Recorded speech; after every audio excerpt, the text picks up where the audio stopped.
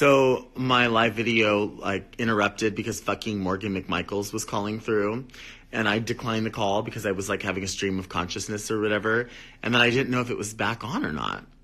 But anyway, as I was saying, no one will point the finger at someone that they think is someone of consequence. And we believe that someone is is a person of consequence based aesthetically. I think that's true. I know it's true. I'm not saying people don't like me, because people like me, people love me, and I love people. I do. But I will say there's people out there that do not... people have an expectation of certain types. So, people by and large have seen fat people in the media as jolly, happy people. Santa Claus is jolly and happy. Mrs. Butterworth is jolly and happy.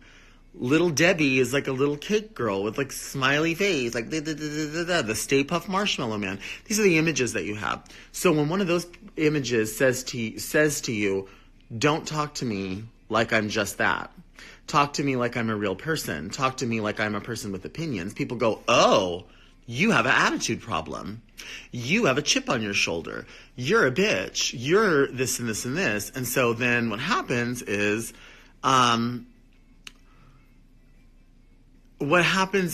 they have to realize that you're more than that. And they have to realize that you are just the same as them. You know, we all have our insecurities. We all have our... somebody hates their thighs, or I hate my fucking bingo wing arms, or whatever. But there's more than that. There's more than that. Like, why not think about, like, what's fucking in your head? You know what I mean? Like, but no one wants to have that conversation. So it is what it is. Dooter riding on a scooter. Tammie Brown, I love you. I love Tammie Brown.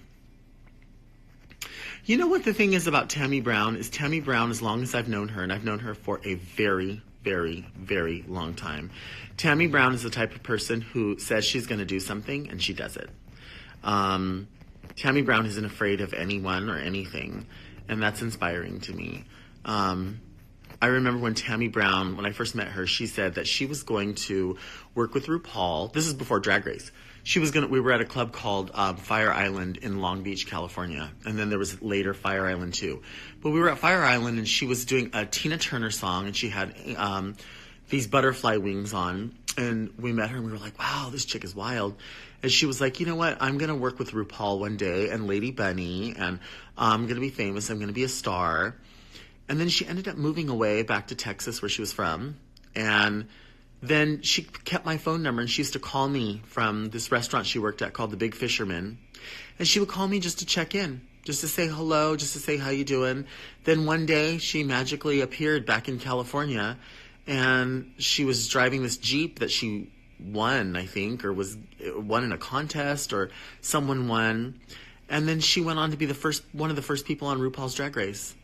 And she's worked with RuPaul a lot, and she has put out albums, amazing albums. Like a lot of shit that she does, people don't really grasp onto till later, like conceptually.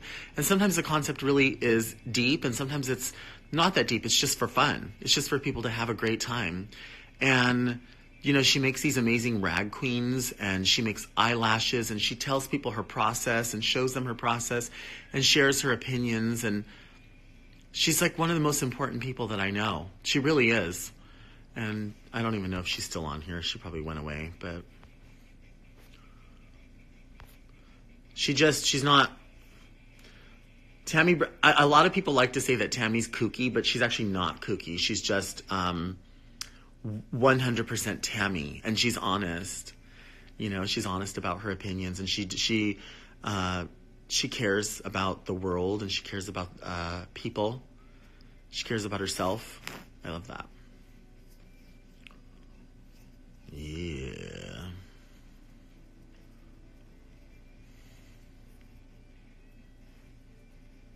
This damn TV is still doing funny things. Oh, you are still here, Tammie. Hi. I was lying about you. I was saying all, you know. G Who's got the keys to the Jeep? Mayhem Miller's here. She's in Boston right now. We've been talking all afternoon. I'm in San Jose.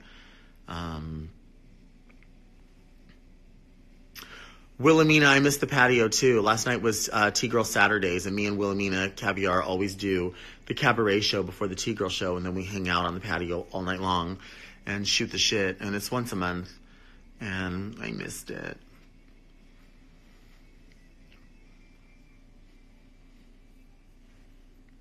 Okay. Oh. I think the people next door to me are having sex.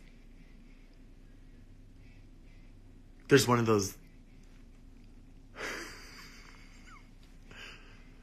It's so funny because I want to go up to the wall like a crazy person and like moan on the wall and see if they hear me, like, ah. But the other night, this lady, somebody was fucking the shit out of this lady. I mean, I'm talking about, like, I could hear the nalgas being slammed. Like, I could hear the cheeks making waves. You know what I'm talking about? Like, they were going in. Is there ice? No, the ice machine is broken here as well. Girl, but I'll tell you what, I would rather have the ice machine working and the TV broken than the TV working and the ice machine broken. Because at least I can come on here and talk to, like, people that let me be insane. You know what I mean? But that lady was getting pounded. And the guy was he was like, you know, Sarah Silverman does this bit where she talks about, like, when somebody's having, like, such good sex or whatever, they don't even, like, say fuck. They say, like, fuck. Fuck. That's what the guy was doing. He was like, fuck, fuck, fuck, fuck. Whatever. They had to come all the way to the Quality Inn to have sex with one another. What a dump. I'll be back.